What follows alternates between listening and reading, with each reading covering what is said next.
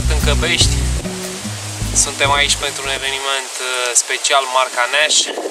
Este vorba de Open Casting Day. Temperaturile sunt extrem de ridicate pentru această perioadă. Asta însă nu ne oprește să fim aici pentru dumneavoastră. La fel și vântul ne dă puține bătăi de cap, însă asta contează mai puțin. E Nash Open Casting Day și vom avea invitații alături de noi pentru oameni extraordinari. Este vorba de Sandu, reprezentant în țării Europa de Est, Nash Tackle, și bineînțeles Edmonds, Rod Building Manager, Nash Tackle Company. Welcome, Terry. Hello, how you going? Very good. How was it so far? How do you like Romania? Yeah, the fishing's been good, so that's always like a good start. People are really nice. The weather is really hot, it's perfect weather. Yeah. And yeah, it's just really nice, you know. It surprised me actually. I wasn't expecting things to be so good, and now that I want to come back. Okay, great, nice to hear that. I wanted to ask you something about Nash Open Casting Day. How was it? We were doing some filming, some photos. I want to hear it from you. It's what I've seen when I've been going abroad a lot in Europe now, and what I've known now is that the Eastern European guys especially, they're very skillful long-range anglers, like the casting's very good, and you know, for me to come here and see it and to help these guys where I can is just, you know, it's really good.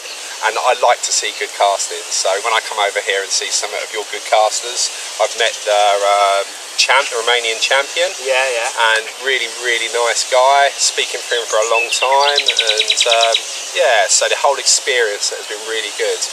And the skills that they have is, should I say, a lot superior than most English fishermen at long range, because you're fishing at long range all the time, and you've refined what you do, and because you're catching a lot of fish as well, that you like refine what you're doing. You've got the speed, you've got the skills, and it's just been, yeah, it has been really good for me as well. Alright, so did anyone, I don't know, got into your eyes like on their skills? Did they have like great skills, or is it something different from the one you use? Well, actually, it's funny that you should say that, because speaking to the guys that do the casting, they've actually been watching like the technique that I do. Really? Yeah, exactly the same technique, and that's how they cast. Like, they use the technique that I use. So, you know, even for that is to see is really nice, because it means what I've been doing has helped people as well. Oh, really? So that's really good. Yeah, great. So can you tell me like the basic things, the key things for a long cast? For somebody to be able to have a long cast, they've got to be reasonably fit and supple. Yeah. Very fast hands, and they have to be able to have feel in the cast as well, timing, when to apply the power and speed. The NRXDs were a rod that I've been working on with Nash Tackle, of course, and what they actually are, they're the ones that we've got at the moment range from the 13-footer, 3.5, a long-range fishing rod. It's not an out-and-out long rod that you're going to put a 5-ounce lead on and cast miles, because it's not meant for that. It's meant for long-range fishing to about 170 metres, 170 metres, so it can still cast a long way, but it's very light, it's got a lot of feel, and for a fishing rod it's awesome. It's just a real nice, I mean, I've been using them here to the reeds over there, which is about, what the longest cast there is, about 60-70 metres I suppose, and I'm just holding on to these fish. They're going mad, you know what they're like in here, just lean into them, and it's like yeah, and it's got a lot of power in the butt, so they get them out of the reeds, and it's been, you know, for here, this type of thing, they've been really good. Keep do softer ones as well that English anglers use a lot because we fish smaller waters. And boat people that fish from like a boat, that go out on a boat like 3-pounders, the shorter rods, because they don't want long rods on the boats and all that, and they're more through action. But yeah, they're extremely light, responsive, and they're, you know, there's a lot of hard work gone into them. What about the scopes? I've seen this concept. It's really nice.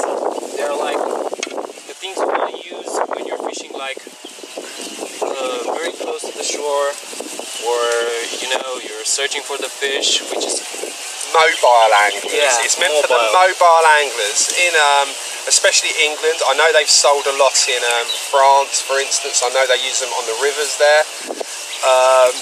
For England anglers, we like to be very neat, tight. People even laugh. I've spread my rods out there, and even they're quite close.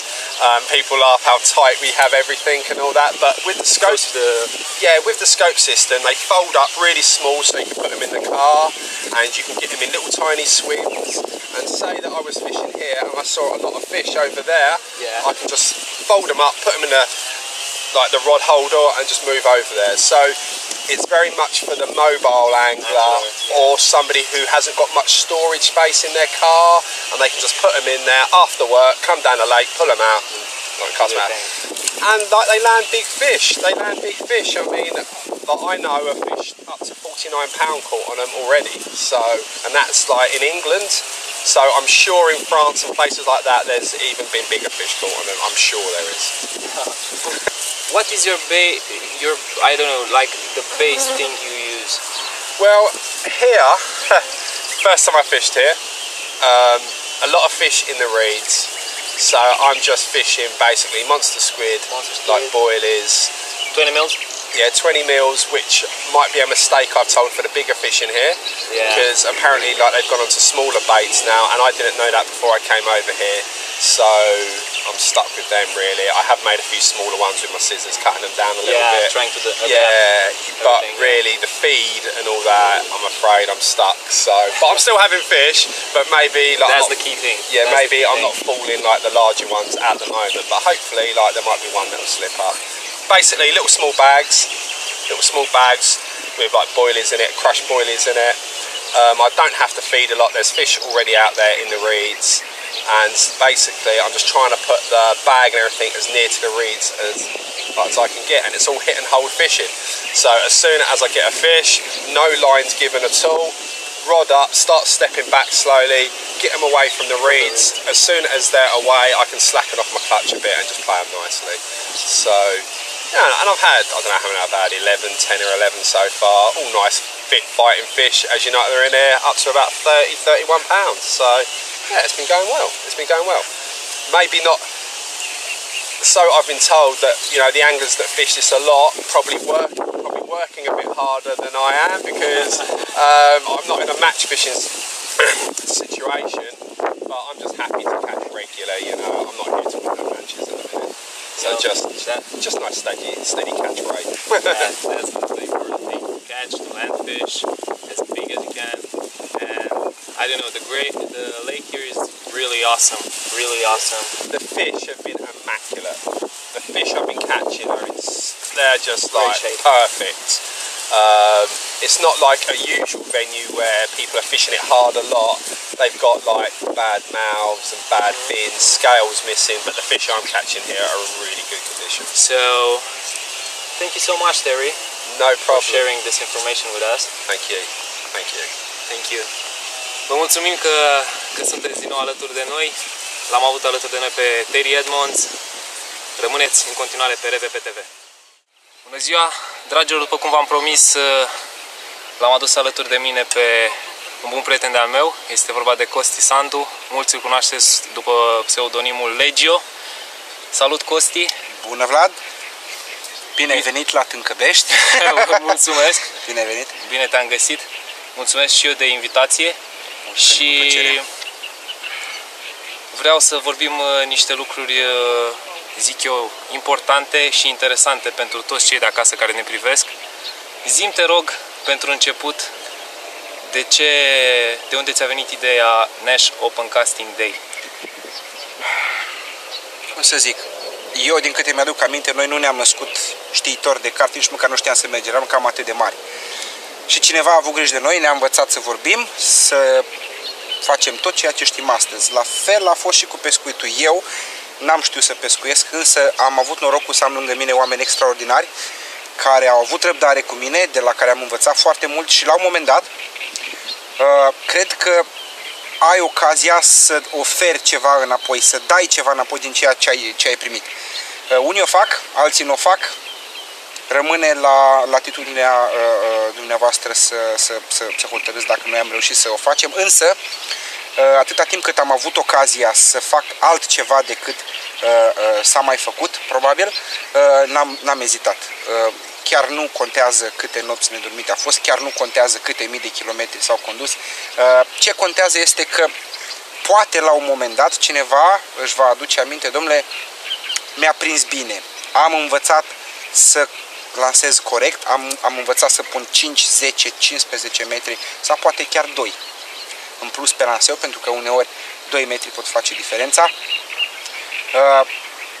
Sunt conștient că învățând unul de la altul e un lucru extraordinar, însă atâta timp cât orbul conduce un alt orb, n-are cum să iasă bine. De asta am încercat și cu ajutorul echipei din care fac parte am reușit să-l aduc pe Edmonds aici, recordman mondial, un nume mare, o figură respectată în peisajul internațional. Eu zic că se merită să înveți de la cei mai buni. De asta l-am adus pe aici. Jamie Clozic este celălalt invitat special din Anglia. E un tip deosebit. Știe să prindă crap mare, a reușit foarte bine să se adapteze de la tehnicile englezești la sălbăticia deltei bucureștene. Da. Sunt niște tipi grozavi. Mă bucur nespus că am reușit împreună cu ajutorul echipei să împart toată această informație, această experiență, poate unică, și de asta mi-am propus să fac acest Open Day, acest eveniment cu porți deschise. Super, acest eveniment care chiar a ieșit foarte bine până acum. Mă bucur, e meritul echipei. De unde ți-a venit ideea Tâncăbești? De ce Tâncăbești? De ce am ales Tâncăbești? Tâncăbești e un loc, nu e un loc, e un lac care înglobează o lume întreagă. E așa numitul crème de la crème al pescuitului. Aici ai ocazia să demonstrezi că ești pescar. Aici o mână de oameni inimoși, o mână de oameni pasionați, care poate nu și-au pus vorba aia tablă pe casă, dar au pus trepte pentru pontoane. Au făcut o treabă grozavă. Pe lângă faptul că dacă vrei să fii cel mai bun, trebuie să fii alături de cei mai buni, și ăsta a fost un motiv pentru care am ales Tâncăbeștiul, pentru că, după părerea mea, sunt la ora actuală și de ceva vreme cei mai buni. Am vrut să împărtășesc adevărata imagine a României. Terry și cu Jamie sunt niște persoane foarte cunoscute, sunt ambasadori ai pescuitului internațional, iar după părerea mea, Tâncăbeștiul e un loc reprezentativ pentru România. Aici, adevărata valoare e la vedere, e palpabilă, e reală. Cred în valoare și atunci cred cu tărie în ideea că a împărți și a diviza valoarea, a multiplica valoarea, e un lucru grozav și merită orice efort. De asta am ales Tâncăbești. Foarte frumos. Spune-ne, te rog, am văzut toate produsele Nash prezentate în detaliu, arată foarte ok. Unde le putem găsi mai concret în România? Mai concret, Nash se reprezintă în mod direct în România, nu mai lucrăm prin intermediari. Magazinele partenere încheie un contract direct cu Nash Tackle Group PLC. În felul ăsta se îndepărtează acei intermediari care din Rusia, de unde ori fi fost, luau un contract și revindeau. În felul ăsta reușim să menținem prețurile la nivelul corect. am scăpat de acel urât obicei de a nu că supraevalua, de a jupui pielea de pe om. Produsele sunt niște produse de calitate extraordinară. E drept că n-am văzut nici Mercedes, nici Ferrari la preț de Fiat, spre exemplu, da? Bineînțeles. Dar, în același timp, în momentul în care toată Europa cumpără un cort la un preț, mi se pare normal ca România, ca țară europeană, să aibă șansa de a cumpăra la același preț. Da. Toate lucrurile astea nu sunt ușoare, iau timp, piața se așează, însă lucrăm cu cei mai buni, avem grijă să-i creștem pe cei mai buni, dăm șansa oricui, arată că merită acea șansă. În echipă intră cine demonstrează că merită, dar rămâne cine într-adevăr trece de la vorbe la fapte. Costi, spune-mi, te rog, care sunt următoarele evenimente planificate sau spune-mi, te rog, cel mai bine, care este următorul eveniment la care vom putea asista în viitorul apropiat, eveniment marca Nash. În România Nash încearcă să vină cât mai aproape de pescar și cu ajutorul unor oameni inimoși cum sunt cei de aici de la Tâncăbeș, cum este familia Parfene, vom avea un eveniment asemănător pe Lateș, în județul Neamț, între Roman și Piatra Neamț.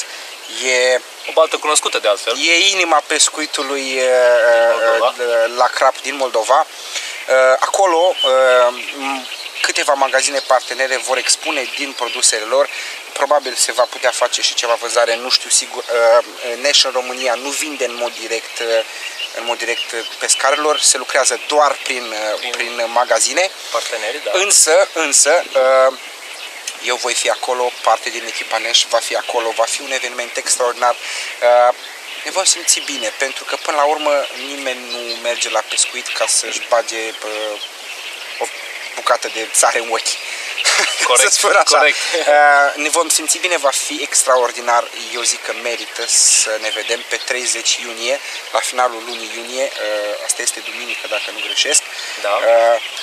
Noi vom fi acolo. Dacă doriți să aflați câte ceva despre cum se pescuiește în Anglia, despre cum putem folosi tacticile lor la bălțile noastre, pentru că eu asta am învățat, asta încerc să aflu și asta încerc să dau mai departe, eu zic că merită să fim acolo. Așa este, vom fi și noi acolo împreună cu toată echipa RVPTV, vom lua parte la acest eveniment și vom vedea exact ce se va întâmpla. Mulțumesc tare mult, Costi!